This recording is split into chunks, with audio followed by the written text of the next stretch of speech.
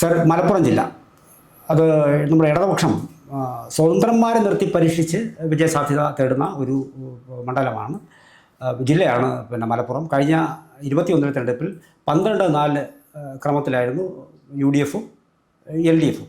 ഇക്കുറിയും ചില ഒരു സവിശേഷ സാഹചര്യത്തിലുള്ള ചില മത്സരങ്ങളൊക്കെ അവിടെ ഉണ്ട്. വേങ്ങരയുണ്ട്, പിന്നെ തവനൂരുണ്ട്. ഇങ്ങനെയുള്ള ചില സ്ഥലം നമുക്ക് മണ്ഡലത്തിൽ കൂടി ഒന്ന് വളരെ ഫാസ്റ്റായിട്ടൊന്ന് കടന്നു പോകാം. ആദ്യം നമുക്ക് തവനൂർ എടുക്കാം. തവനൂർ നമ്മുടെ ജലീലാണ് മത്സരിക്കുന്നത്. VS ജോയി കോൺഗ്രസിൻ്റെ. എന്തായിരിക്കും അവിടുത്തെ ഒരു സാഹചര്യം? സാറേ, തവനൂർ പിന്നെ മത്സരിക്കുന്നില്ലെന്ന് KT ജലീൽ പറഞ്ഞതാണ്. നിർബന്ധിച്ചാണ് അദ്ദേഹത്തിനെ നിർത്തിയിരിക്കുന്നത്. അപ്പോൾ പഴയ ഒരു ജനസ്വാധീനം തവനൂർ ജലീലിനില്ല എന്നാണ് എനിക്ക് മനസ്സിലാക്കാൻ കഴിഞ്ഞിട്ടുള്ളത്. അവിടെ അദ്ദേഹത്തിന് എതിരായിട്ട് നിൽക്കുന്ന ജോയ് ചെറുപ്പമാണ്, കുറച്ചുകൂടെ വളരെ ഡൈനാമിക്കാണ്. പിന്നെ ഒരു ആൻറ്റി ജലീൽ ഫീൽ ആ കോൺസ്റ്റിറ്റ്യുവൻസിയിലുണ്ട്. പിന്നെ പൊതുവേ മുസ്ലിം കമ്മ്യൂണിറ്റിയിൽ ഇടതുപക്ഷ ഭരണത്തോടും പ്രത്യേകിച്ച് പിണറായി വിജയനോടും വന്ന ഒരു വിപ്രതിപത്തി, അതും ജലീൽ വില കൊടുക്കേണ്ടി വരും. ആ വോട്ടുകൾ കൺസോളിഡേറ്റ് ചെയ്യപ്പെടും. ഈ മുസ്ലിം കമ്മ്യൂണിറ്റിയുടെ ഒരു അന്തസ്സിൻ്റെ വിഷയമായി ഇടതുപക്ഷത്തിനെതിരെ അവർ ഫൈറ്റിന് ഇറങ്ങിയിരിക്കുകയാണ്. എന്ത് വന്നാലും ഇടതുപക്ഷത്തിനെ തോൽപ്പിക്കും. അതവരുടെ ജീവന്മാരുടെ പോരാട്ടത്തിൻ്റെ ഭാഗമാണ്. അവിടെ മുസ്ലിം എന്നും നോൺ മുസ്ലിം എന്നും എന്നുള്ള പ്രശ്നമല്ല. അതുകൊണ്ട് ഈ തെരഞ്ഞെടുപ്പിൽ ലീഗ് നന്നായിട്ട് അവിടെ വർക്ക് ചെയ്യുന്നുണ്ട് എന്നാണ് ഞാൻ മനസ്സിലാക്കുന്നത്. ലീഗിൻ്റെ പിന്നെ പാർട്ടി ഘടകങ്ങളൊക്കെ വളരെ ഗംഭീരമായിട്ട് ജലീലിനെ തോൽപ്പിക്കാനായിട്ട് മത്സരിക്കുന്നുണ്ട്. ജലീലിനെ ഒരു ആൻറ്റി ഇൻകംബൻസിൻ്റെ ഒരു ഫാക്ടർ അവിടെ ഉണ്ട്. പിന്നെ തവനൂർ കുറച്ച് ഹിന്ദു വോട്ട്സ് ഉണ്ട്, അവരും ജലീലിന് അനുകൂലമല്ല എന്നാണ് ഞാൻ മനസ്സിലാക്കുന്നത്. സാഹചര്യം എതിരാണ്. ഇപ്രാവശ്യം ജലീൽ അവിടെ നിന്ന് കടന്നുകൂടാൻ ഇത്തിരി ബുദ്ധിമുട്ടാണ്. എതിർ സ്ഥാനാർത്ഥിയുടെ മികവും കൂടി അതിനൊരു കാരണമാണ്. സാർ പറഞ്ഞത് ശരിയാണ്. കാരണം വെച്ചാൽ കഴിഞ്ഞ തവണ 21-ൽ 2564 വോട്ടിൻ്റെ ഭൂരിപക്ഷത്തിലാണ് ജയിച്ചത്. വഴിക്ക് വെച്ചിട്ട് അദ്ദേഹം CPM-ന് ഒരിക്കൽ കൂടി സീറ്റ് കിട്ടിയില്ലെങ്കിലോ എന്ന് വിചാരിച്ചാൽ എഴുത്തുമാലയിലേക്ക് പോയ ഒരു സാഹചര്യമുണ്ട്. മണ്ഡലത്തിലെ വഴിക്ക് ഇട്ടതാണ്, എന്നിട്ടാണ് അവിടെ സ്ഥാനാർത്ഥിത്വത്തിലേക്ക് വരുന്നത്. അപ്പോൾ സ്വാഭാവികമായിട്ട് അത് അങ്ങനെ സംഭവിക്കാനാണ് സാധ്യത. ഇനി പൊന്നാനിയിലേക്ക് വന്നു കഴിഞ്ഞാൽ പണ്ട് പിന്നെ നമ്മുടെ സ്പീക്കറായിരുന്ന ശ്രീരാമകൃഷ്ണൻ എൻ്റെ മണ്ഡലമായിരുന്നു അത്. പിന്നെ കഴിഞ്ഞ തവണ P. നന്ദകുമാർ, പക്ഷേ വളരെ വലിയ ഭൂരിപക്ഷത്തിലാണ് നന്ദകുമാർ അവിടെ നിന്ന് വിജയിച്ച് വന്നത്. 17,000 പേരെ വോട്ടിനാണ് അവിടെ നിന്ന് വിജയിച്ച് വന്നത്.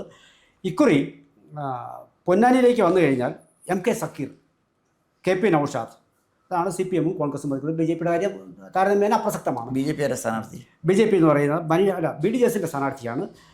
മനീഷ് ജനകീയം എന്ന് പറഞ്ഞിട്ട് ജനകീയം എന്നുള്ള ആളാണ് നിൽക്കുന്നത്.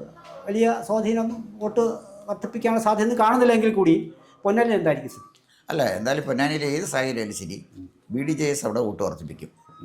കാരണം അതാണ് അതിൻ്റെ കാര്യം. കാരണം ഈ പൊന്നാനിയിലെ ഒരു നോൺ മുസ്ലിമിന് മത്സരിച്ച് ജയിക്കാൻ പറ്റുന്നൊരു കോൺസ്റ്റിറ്റ്യുവൻസിയാണ്. കാരണം അതിനുള്ള മലപ്പുറത്ത് സാധ്യതയുള്ളൊരു കോൺസ്റ്റിറ്റ്യുവൻസിയാണ്. മലപ്പുറം ബഹുഭൂരിപക്ഷവും മുസ്ലിം സമുദായത്തിൽപ്പെട്ടവരാണ് ജയിക്കുന്നത്. പക്ഷെ പൊന്നാനി അങ്ങനെയല്ല. കാരണം പിന്നെ നമ്മുടെ പഴയ ഗുരുവായൂർ പിന്നെ ദേവസ്വം ചെയർമാൻ PT മോഹനകൃഷ്ണന്, പിന്നെ അതുപോലെ തന്നെ ശ്രീരാമകൃഷ്ണന് ഒരു ഒരു ഒരു ഭാഗ്യക്കേട് കൊണ്ട് പറ്റിപ്പോയ ഒരാളാണ്. നന്നായിട്ട് എഴുത്തും വായന അറിയാവുന്ന ആളാണ്, സൗമ്യമായിട്ട് പെരുമാറുന്ന ഒരാളാണ്.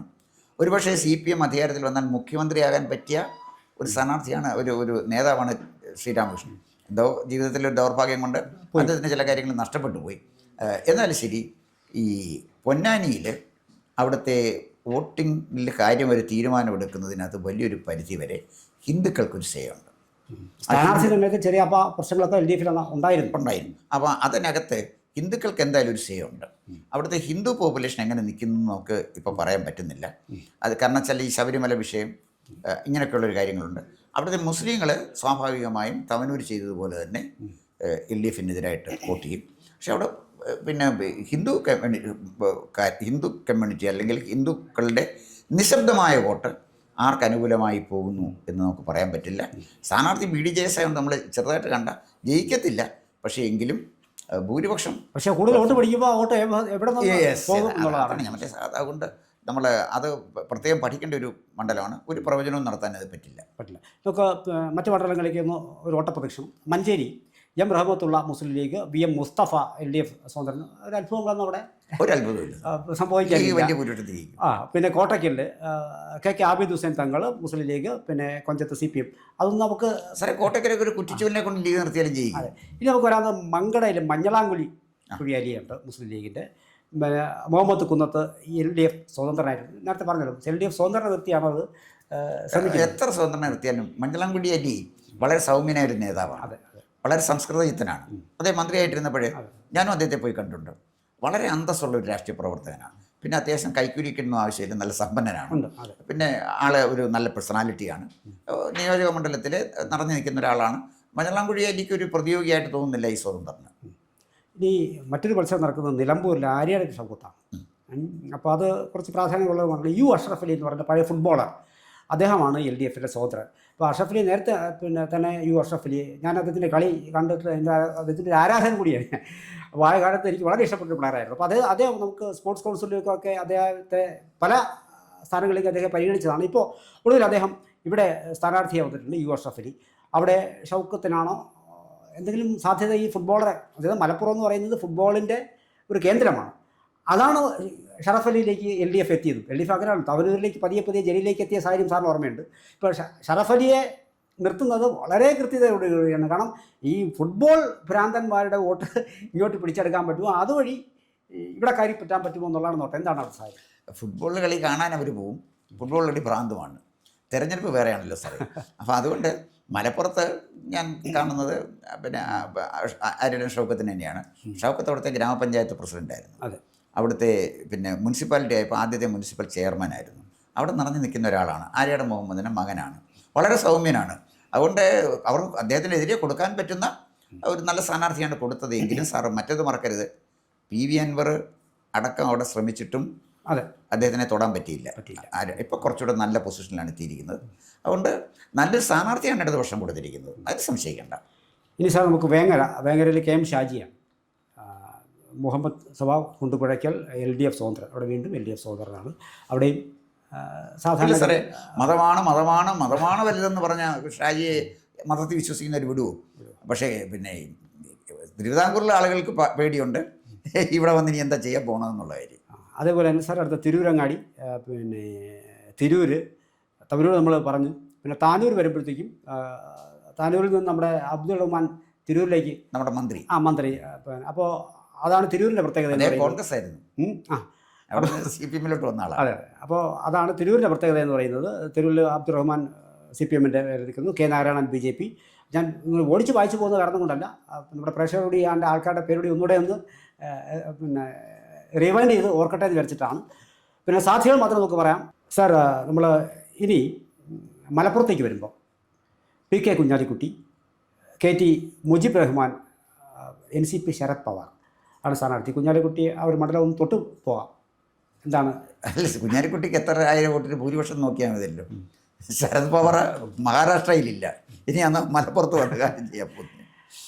പിന്നെ നമുക്ക് വള്ളിക്കുന്ന്, കൊണ്ടോട്ടി, വണ്ടൂരാണ്.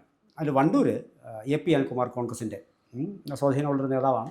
ജയിച്ചാൽ അദ്ദേഹം മന്ത്രിയാണ്. അല്ല, വണ്ടൂർ പിന്നെ അനിൽകുമാറിന് നല്ല ഭൂരിപക്ഷം. അദ്ദേഹം പല കുറിയായി അവിടെ നിൽക്കുന്ന ആളാണ്. വളരെ സ്വാധീനമുള്ളൊരു മനുഷ്യനാണ്. സ്വാഭാവികമായിട്ടും അവിടെയും അത്ഭുതങ്ങളൊന്നും സംഭവിക്കാനില്ല. അത് അനിൽകുമാറിന് തന്നെ. കൊണ്ടോട്ടിയാണ്. പിന്നെ TP അഷ്റഫ് അലിയാണ് മുസ്ലിം ലീഗിൻ്റെ സ്ഥാനാർത്ഥി.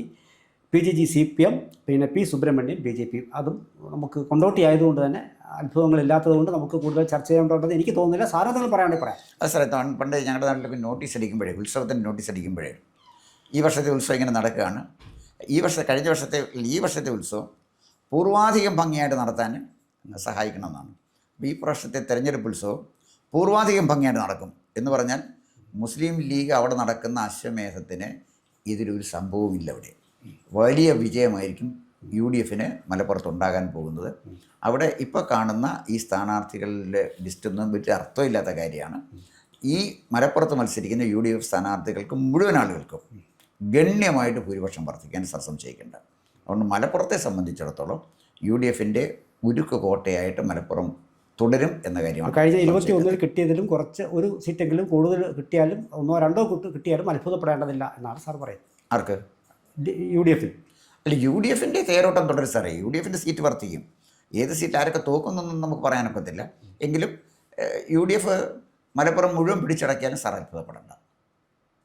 LDFന് ഒരു സീറ്റ് പോലും കിട്ടാതെ UDF മലപ്പുറം മുഴുവൻ പിടിച്ചടക്കിയാലും സാർ അത്ഭുതപ്പെടേണ്ട. കാത്തിരുന്ന് കാണാം സാർ. Okay sir.